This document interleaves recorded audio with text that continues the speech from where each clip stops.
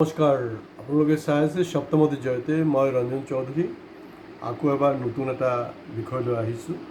অৱশ্যে নতুন বিষয় নহয়, এই বিষয়টো যোৱা 2014-2010ৰ পৰাই এই বস্তুটো চৰ্চা লাভ কৰিছে।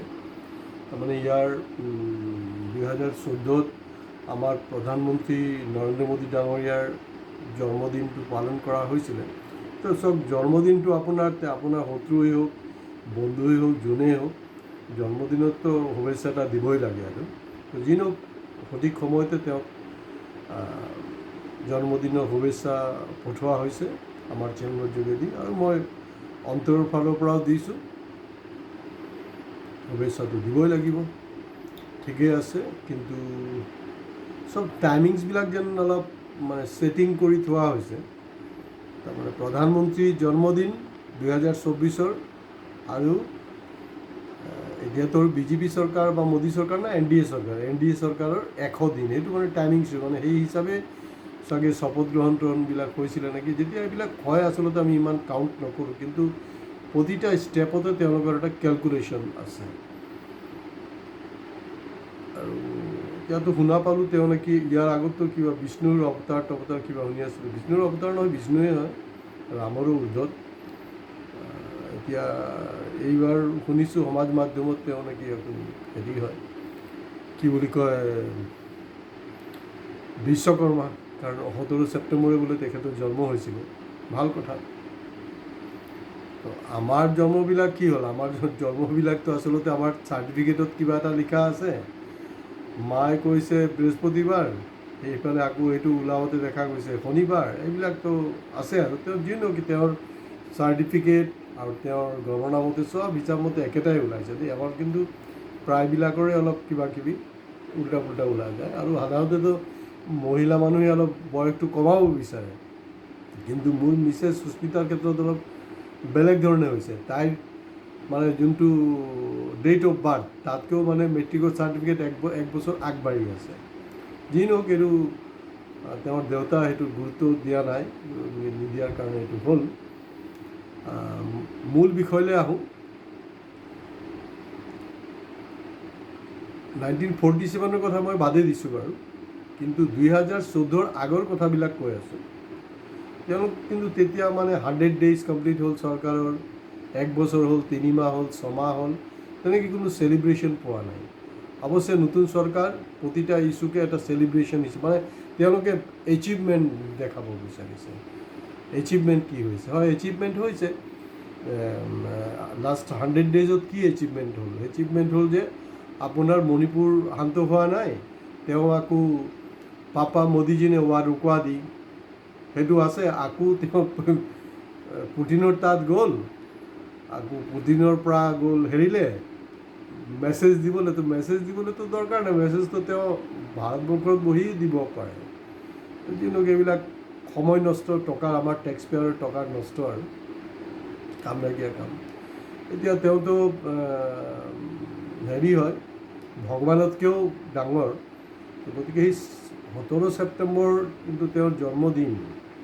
এই জন্মৰ সময়টোতো আমি নাজানো, এইটো গুগলতো অৱশ্যে উপলব্ধি নহয় যে তেতিয়া কি সেই স্বৰ্গত অপ্সৰাবিলাক কি নৃত্য কৰি আছিলে, কোনোফালে কীৰ্তন হৈছিলে, কি ধৰণৰ পৰিৱেশ আছিলে আমি নাজানো। হয়তো অহা সময়ছোৱাত জানিম এইবিলাক।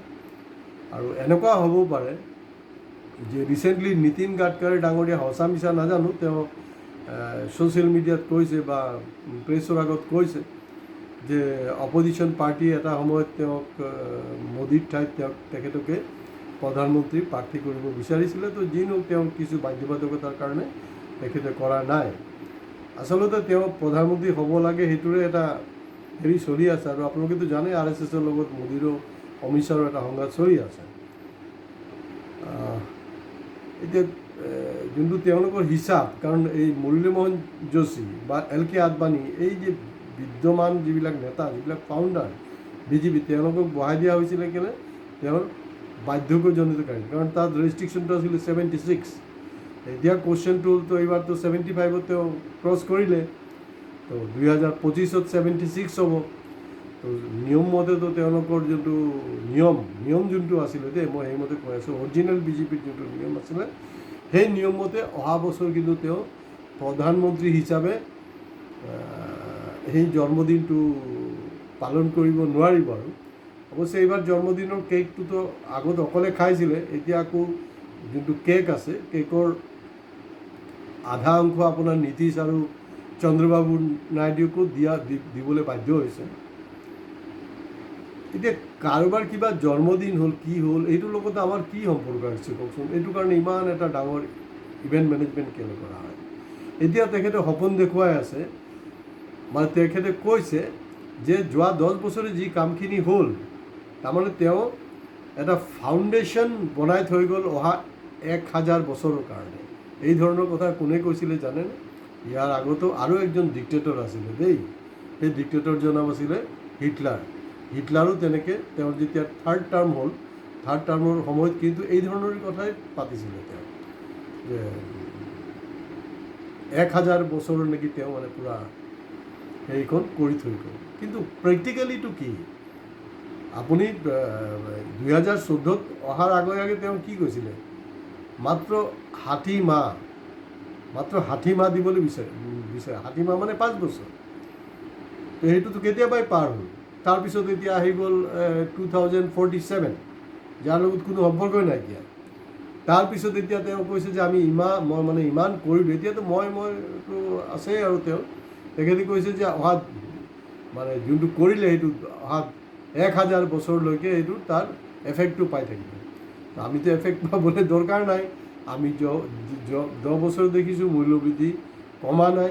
আমি 10 বছৰ দেখিছোঁ যেতিয়া মূল্যবৃদ্ধি হৈছে বা চিলিণ্ডাৰৰ দাম বৃদ্ধি হৈছে, স্মৃতি ইৰাণী বা আমাৰ কিছু অসমৰো নেতা আছে বিজেপিত, তেওঁলোকে চিলিণ্ডাৰ লৈ কোনো বিক্ষোভ প্ৰদৰ্শন কৰিবলৈ দেখা নাই। নিবনুৱা সমস্যা যোৱা 50 বছৰৰ ৰেকৰ্ড অতিক্ৰম কৰিছে। তাৰোপৰি 2014 মই এটা কথা জনাই থওঁ, আপোনালোকে বহুতে হয়তো জানে, 2014 আমাৰ যোনটো ঋণৰ বোজা ভাৰতবৰ্ষৰ ওপৰত আছিলে 55 লাখ কোটি টকা। ফিগাৰটো মনত থ'ব দেই, যদি ভুল হয় আমাক শুধৰাই দিব, আমাক কমেণ্ট বক্সত গৈ নিশ্চিতভাৱে কমেণ্ট কৰিব। আমি নিবিচাৰোঁ যে মোদীৰ মন কী বাত যেনেকৈ শুনিয়ে থাকে একো ক'ব লগা নাই। আমি মন কী বাত নহয়, আমি খাৰাং খাজ কথা পাতোঁ। গতিকে আমাৰ যদি কিবা হেৰি হৈছে সেইটো কাৰেকশ্যন কৰিব, কোনো অসুবিধা নাই। আৰু আমি বিচাৰোঁ যে আমাৰ প্ৰতিটা কথা প্ৰতিটা ফিগাৰক আমাৰ ৰাইজে সেইটোক চেলেঞ্জ কৰক, তেতিয়াহ'লে আমি আৰু শুধৰণ কৰি আকৌ বেটাৰ আৰু ফিডবেক আপোনালোকক দিব পাৰিম। 2014 দেই, 2014 আছিলে 55 লাখ কোটি টকা ঋণৰ বোজা।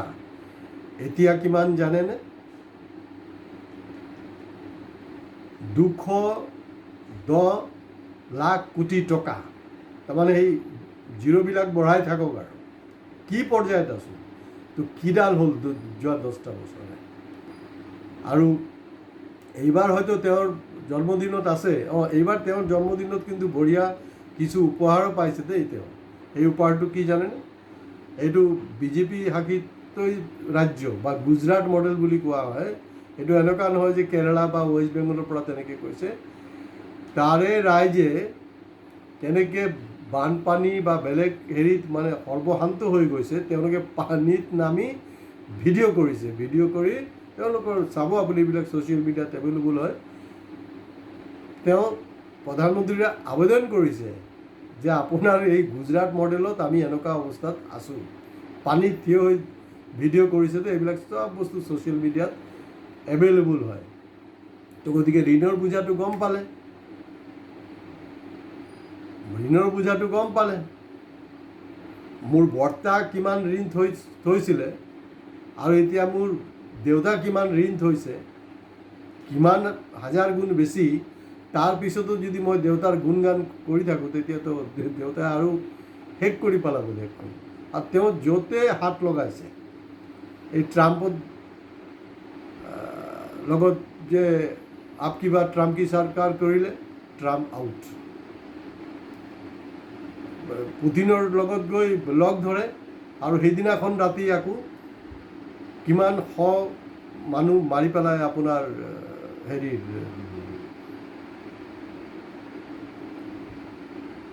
ইউক্ৰেইনৰ তেনেকুৱা এটা পৰিস্থিতিৰ মাজত আমি গৈ আছোঁ। তো গতিকে আমি আশা কৰিম, আশা কৰাটো বৃথা হ'ব পাৰে যে অহা বছৰ তেওঁ প্ৰধানমন্ত্ৰী হিচাপে জন্মদিন পালন কৰিব পাৰিব। এতিয়াতো বাৰু তেওঁৰ আগতকৈ মানুহৰ সংখ্যা কমিছে, তেতিয়া কিন্তু দেখা যাব এই গৌমাতাক লৈ হয়তো তেওঁ জন্মদিৱস পালন কৰি আছে। আৰু আমি দেখিছোঁ অসমৰ মুখ্যমন্ত্ৰীকে ধৰি বিভিন্ন জেগাত দেখা গৈছে যে ব্লাড ডোনেশ্যনত দি আছে। ভাল কথা, এই ব্লাড ডোনেশ্যন হৈছে, ব্লাড ডোনেশ্যনবিলাকক কামত লাগক।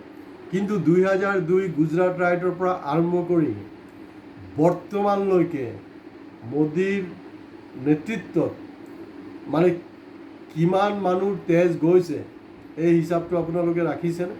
তো গতিকে ব্লাড বেংক দি নিজৰ ব্লাড সেইটো তেনেকৈ দান কৰি এটা অকেশ্যন কৰি লাভ নাই। য'ত প্ৰয়োজন আমি দেখিছোঁ, আমি ছ'চিয়েল মিডিয়াত হোৱাটছএপ গ্ৰুপত আমি দিবলৈ বাধ্য হৈছোঁ যে অমুকৰ ব্লাডৰ প্ৰয়োজন হৈছে, আপোনালোকে ব্লাড দিয়ক। কেইজন বিজেপিৰ নেতা, পালি নেতা বা ভক্তই গৈ ব্লাড দিছে চাবচোন, ব্লাড নিদিয়ে তেওঁলোকে। এই ব্লাড ক'ত যাব, কি হ'ব ঈশ্বৰে জানে। তো কথাটো হ'ল এনেকৈ ব্লাড দি আৰু প্ৰধানমন্ত্ৰীৰ নামত এইসব কৰি লাভ নাই। আমি অসমত দেখিছোঁ আকৌ কিবা বোলে শান্তিৰ কাৰণে যজ্ঞ হৈ আছে। তো এই যজ্ঞটো তাত নালাগে, বিশ্ব শান্তি নালাগে নহয়, অসমৰ শান্তি লাগে। আৰু অসমতকৈ শান্তি বেছি জৰুৰী হ'লগৈ মণিপুৰৰ শান্তি। সেইবিলাকৰ কাৰণে যজ্ঞ কৰা হওক।